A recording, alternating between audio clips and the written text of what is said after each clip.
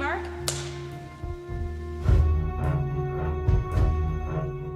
When I started to make films, I thought that it would be interesting to set something in the ballet world. A setting that is very rich and interesting, but not very visited by movies.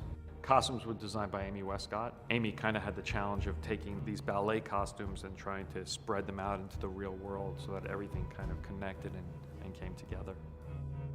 It was a lot of just making sure that the costumes are completely visible on set and really standing out and looking amazing. And for us, it was just a brand new, fresh take on Swan Lake.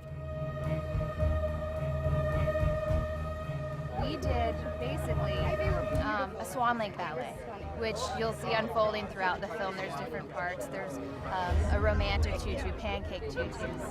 We did the black swan, white swan. The job that we had was to reconceptualize and design the ballet costumes for Swan Lake, which is very classical ballet, but to do it so it fit the world of this film.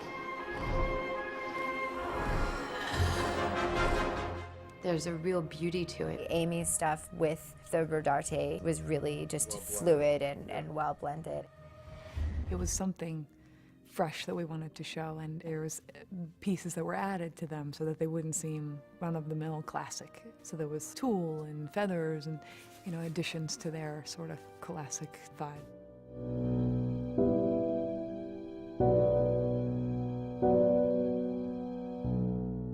Everybody has their unique sort of personality, and a lot of the times you see them in a wide shot and you see their personality through their clothes. He promised to feature me more this season. Well, he should. You've been there long enough.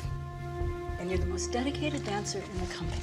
Her mother sort of has a big influence on what she looks like. It's sort of keeping her in a childlike state. Her basic colors were really white, gray, and pink.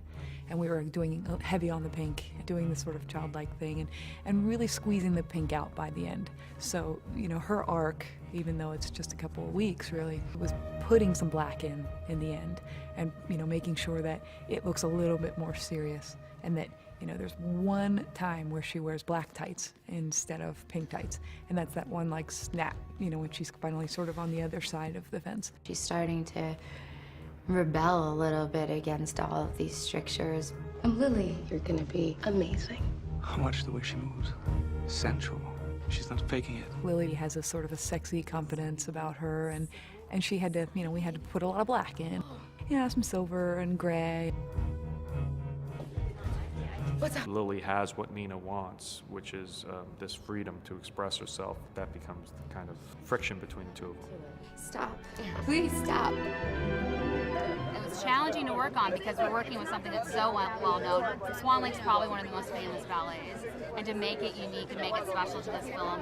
And you have to believe this complex psychology that develops throughout the film, and the costumes really tell that story.